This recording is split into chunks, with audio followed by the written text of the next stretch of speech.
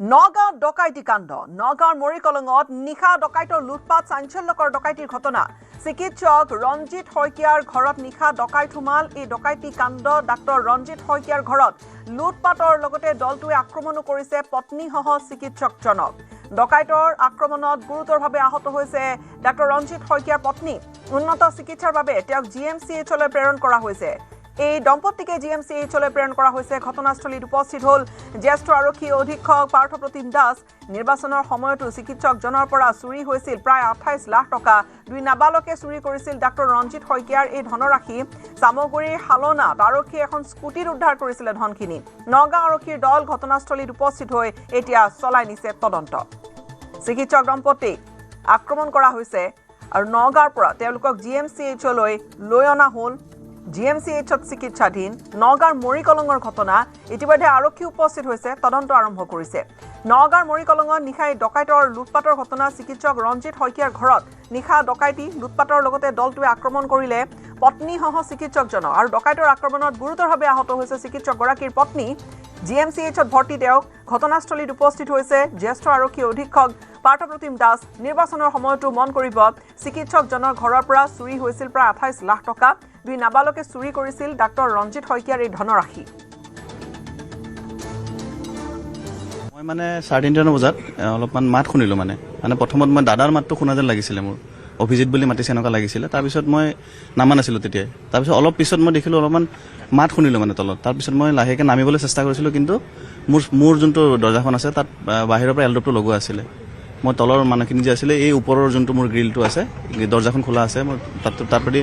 কাৰোবাক মাতিলোঁ মাতাৰ পিছত তেওঁলোকে খুলি দিলে মানে পুলিচ আহিছিলে এজন এছআই আছিলে চাগে তেখেত মানে ভিতৰত গ'ল তাৰপিছত আমিও গ'লোঁ যাওঁতে দেখিলোঁ বৌ আছিলে বিচনাত বৌ বিচনাত থাকোঁতে বৌক মানে আমি ওলাই লৈ আহিলোঁ এম্বুলেঞ্চো আহিছিলে তেতিয়া 108 এম্বুলেঞ্চ আছিলে বৌক আমি প্ৰথম চিভিলত লৈ গৈছিলোঁ চিভিলত তেওঁলোকে নাৰাখে বুলি ক'লে মানে তাৰপিছত নেমচি হস্পিটেল লৈ গ'লোঁ NMC হস্পিটেলত তাৰ পৰা অলপমান কিবা কৰিলে তাৰপিছত এতিয়া হস্পিটেল গুৱাহাটী লৈ গ'ল দুজনক হয় ৰঞ্জিত শইকীয়া ডক্টৰ ৰঞ্জিত শইকীয়া তেখেতো গুৱাহাটীত লৈ পঠিয়ালোঁ দুজনকে গুৱাহাটী লৈ গ'ল কিবা পাইছে নেকি তাত কিহে মাৰিছে তেনেকুৱা কিবা পাইছে সেইটোতো মই ইমান একজেক্টলি গম পোৱা নাই কিবা অস্ত্ৰ শস্ত্ৰ পাইছে নেকি তাতে মই ৰড এটা দেখিলোঁ যেতিয়া বৌক ওলাবলৈ গ'লোঁ হয় ৰড দেখিছে এটা সৰু ৰড দেখিছিলোঁ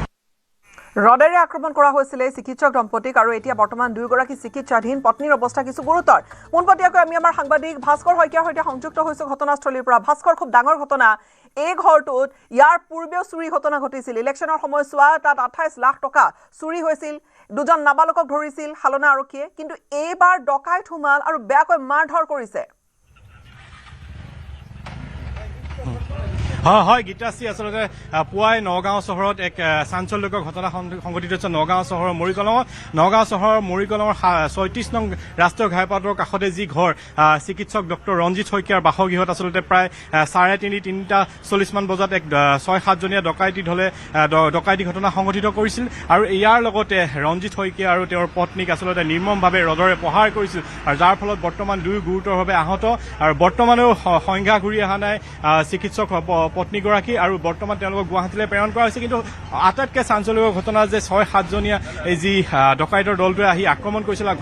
সমগ্ৰ ঘৰ লণ্ডভণ্ড কৰি তুলিছিল আৰু প্ৰায় 3:40 মান বজাত ৰঞ্জিত শইকীয়া নিজৰ বাসগৃহৰ পৰা ওলাই গৈছিল তেজৰে লুতৰি পুতৰি হৈ তাৰপিছত কাষৰ এঘৰৰ বাসগৃহত তেওঁ উপস্থিত হৈছিল আৰু উপস্থিত হৈ কৈছিল যে আমাক বচোৱা আমাক এনেকৈ ডকাইতে আক্ৰমণ কৰিছে তেনেদৰে আক্ৰমণ কৰিছে আৰু তাৰপিছত তেওঁলোক আহিছিল আহি পেলাই চিকিৎসকগৰাকীক প্ৰথমে চিকিৎসালয়লৈ আছে সম্ভৱতঃ যদি ভাষ্য ল'ব পাৰে আপুনি ভাস্কৰ স্থানীয় ৰাইজ আছে কি হৈছিল আচলতে ঘটনাটো কওক আমি শুই আছো আমি গম নাপাওঁ আমাৰ খুৰাহঁতৰ ঘৰলৈ গৈছে সি ৰঞ্জিত শইকীয়া ডক্টৰ ৰঞ্জিত শইকীয়া গোটেই তেজেৰে লুতুৰি পুতুৰি যে ডকাইতে মাৰি পেলাইছে মোৰ ৱাইফকো মাৰি পেলালে মৰি গ'ল মোক বচা তাৰপিছত তেওঁলোকে লৈ আহি তেওঁক আহি পেলাই এইখিনিতে বহাইছে এইখন বাৰাণ্ডাতে বহাই লগে লগে কৈছে মোক প্ৰথমে লৈ যা আমি মাইকী মানুহ গোটেইখিনি আহিছো তাৰপিছত তাক গাড়ী দি পেলাই লৈ গৈছে খুৰাৰ ল'ৰা তিনিজনে লৈ গৈ তাক থলে তাৰপিছত ঘৈণীয়েকক এম্বুলেঞ্চ লৈ আহিছে ঘৈণীয়েকক লৈ গৈছে কিমান সময় ঘটনা আছিল এইটো আমি গম পাওঁতে 3:15-20 মান হৈছে নেকি তেনেকুৱা হ'ব তাৰ আগতেও হ'ব পাৰে আমি সেইটো সঠিকটো নাজানো তেওঁলোকৰ এটা সন্তানো আছে সন্তানটো এতিয়া বাইকৰ ঘৰত আছে হয় তেওঁৰ কোনো ক্ষতি হোৱা নাই কাৰ সন্তানটো একো হোৱা নাই আৰু যিহেতু ঘৰৰ ভিতৰত ডকাইতে তাণ্ডৱ চলাইছিল 6-7জনীয়া দলে ঘৰৰ অৱস্থা কেনেকুৱা কৰি থৈ গৈছিল বুলি কৈছিলে মই সেইটো খালি কৈছে মাইনাক মাৰি পেলালে বেগা তহঁত চিকিৎসকজনৰ অৱস্থা কেনেকুৱা আছিল গোটেই আপোনাৰ তেজেৰে লুতুৰি পুতুৰি গামোচা এখন লৈ এনেকে গৈছে এইফালে তেজ আপোনাৰ গোটেই বডিত তেজ আৰু সি খোজে কাঢ়িব নোৱাৰে ধৰি আনিছে খুৰা ল'ৰাকেইটাই আৰক্ষী থানাৰ 500 মিটাৰ নিলগত হয় কিন্তু আহিছে প্ৰথমে 2জন সেইটোতো আমাক প্ৰটেকশ্যন লাগে ইয়াত মুঠতে বহুত এনেকুৱা ঘটনা হৈ আছে আমাক তাৰমানে সহায় কৰিবলৈ কোনো নাহে আৰু এনেই কয় পেট্ৰলিং ডিউটি যাওঁ কোনো নাই পুলিচ নায়েই ইয়াৰ আগতো তেওঁলোকৰ বাসগৃহ হৈছে সেইটো জানো মই নাছিলো তেতিয়া মোৰ নাতি হৈছিলে মই তাত আছিলো চামগুৰিত আছিলো হয় আচলতে এয়া স্থানীয় লোকৰ ভাষ্য মই এটা কথা ক'ব লাগিব আৰক্ষীয়ে ইতিমধ্যে তদন্ত অব্যাহত ৰাখিছে আৰু ঘৰটোৰ চাৰিওকাষে কিন্তু CCTV কেমেৰা লগা আছে মই সতীৰ্থক দেখুৱাবলৈ আহ্বান জনালো হেমন্তক এই চাৰিওকাষে যিহেতু CC কেমেৰা লগা আছে হয়তো আৰক্ষী সহায় হ'ব তদন্তৰ ক্ষেত্ৰত সহায় হ'ব পূৰ্বৰ যিটো ঘটনা তাত 2জন নাবালকক ধৰিছিল হালনা আৰক্ষীয়ে আৰু এই খবৰটোৱে সংবাদ শিৰোনাম দখল কৰিছিল প্ৰায় 28 লাখ টকা তাৰ পিছত পুনৰবাৰ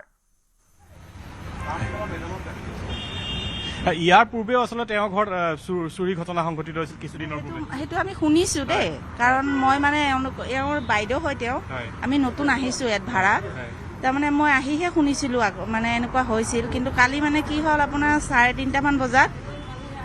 তেওঁ মানে পুৰা তেজে লুতুৰি পুতুৰি তেওঁ মানে আহি কলিং বেল বজালে বজোৱাৰ পিছত আমি নতুন আমি সেইকাৰণে দৰ্জা নুখুলিলোঁ তেতিয়া তেওঁ কাষৰ মানুহ ঘৰত যাই মানে বচাক তেতিয়া আমি দৰ্জা খুলি চোৱালৈ মানে গাড়ী চাবি তাবি খুলি বাইকৰ গাড়ীখন দি তেওঁক মানে হস্পিটেল পঠোৱা হৈছে আৰু পত্নী কেনেকুৱা আছিল পত্নী আপোনাৰ বিচনাত মানে মূৰত ৰদেদি কোবোৱা হৈছিলতো পত্নী মানে বহুত চিৰিয়াছ তেতিয়াই আমি সেইখিনি দেখিছোঁ আৰু এনেধৰণৰ ঘটনা আগতো ইয়াত হৈছিলে এনেকুৱা ছাৰ মইতো এতিয়া গম নাপাওঁ আমি নতুন আহিছোঁ এতিয়া মানে আমি নিজকে ভয় খাইছোঁ আৰু ইয়াত ভয় খাইছে তেওঁলোকৰ ঘৰৰ কাষৰ ঘৰটোত আচলতে এই ধৰণৰ ঘটনা এটা ঘটি গৈছে আৰক্ষীৰ ভাষ্য কি ভাস্কৰ চাওক এটা কথা ক'ব লাগিব মই কৈছোঁ পুনৰাই যে মাত্ৰ 500 মিটাৰ নিলগত আৰক্ষী মৰিকলং পহৰা আৰক্ষী চকী কিন্তু সেই 500 মিটাৰ নিলগত থকা পিছতো আৰক্ষী চকীৰ ওচৰতে এই ঘটনা আচলতে সংঘটিত হৈছে যি ঘটনা এতিয়া সমগ্ৰ নগাঁৱত চাঞ্চল্যৰ সৃষ্টি কৰিছে আৰক্ষীয়ে বৰ্তমান তদন্ত অব্যাহত ৰাখিছে বুলি আমি জানিব পাৰিছোঁ আৰু যিহেতু মই কৈছোঁ যে সমগ্ৰ বাসগৃহটোত CCTV কেমেৰা আছিলে আৰু হয়তো তাত আৰক্ষী সহায় হ'ব মই আৰু স্থানীয় ব্যক্তি আছে তেওঁলোকৰ লগতো এবাৰ কথা পাতিব বিচাৰিম দাদা যি ঘটনা সংঘটিত হ'ল আচলতে সকলোকে কঁপাই তুলিছে দুগৰাকী ব্যক্তিক ৰদৰে প্ৰহাৰ কৰিলে হয় মই আচলতে ৰাতিপুৱা সময়তহে ঘটনাটো শুনা পাইছোঁ ৰাতি শুনা পোৱা নাছিলোঁ কিন্তু এইটো ঘটনাটো যিটো হৈছে এইটো ইমান ৰাস্তাৰ কাষত এটা চিন্তনীয় বিষয় হৈ পৰিছে যে এনেকুৱা ছিকিউৰিটিটো এনেকৈ হ'লেতো ৰাইজৰ কাৰণে বহুত সমস্যা হ'ব গতিকে অকণ ভালকৈ চাবৰ কাৰণে অনুৰোধ জনাইছোঁ প্ৰশাসনকো এনে ঘটনা তেওঁৰ ঘৰত পূৰ্বেও হৈছে আচলতে হয় পূৰ্বেও এবাৰ তেনেকুৱা সংঘটিত হৈছিলে তেখেতলোকৰ তেতিয়া মানুহ নাছিল বুলি গম পাইছিলোঁ সেই মুহূৰ্ততে তেখেতলোকৰ কিছু ধন পাইছে বুলি ওলাইছিলে কিন্তু সঠিকভাৱে কি হৈছে নাজানো তেনেকুৱা কথাটো ওলাইছিলে হয় কিন্তু বৰ্তমানতো এতিয়া 2জনৰ অৱস্থা অলপ সংকটজনক বুলি গম পাই আছোঁ আপুনি তেওঁলোকক পাইছিলহি নেকি সেই সময়ত নাই মই পোৱাহি নাই মই ৰাতিপুৱা সময়তহে গম পাওঁ তেতিয়ালৈকে তেওঁলোকক গুৱাহাটী ৰেফাৰ কৰিছে বুলি শুনা পালোঁ সেই যিখিনি আক্ৰমণ হৈছিলে শিশু আছে তেওঁলোকৰ নে কিশোৰ সন্তান তেওঁলোকৰ সন্তান ক'ত আছিল কিয়নো ঘৰত 3জন ব্যক্তি আছিল নে তাৰ বাহিৰেও আৰু কোনোবা লোক আছিল ভাস্কৰ কেনেধৰণৰ কি ওলায়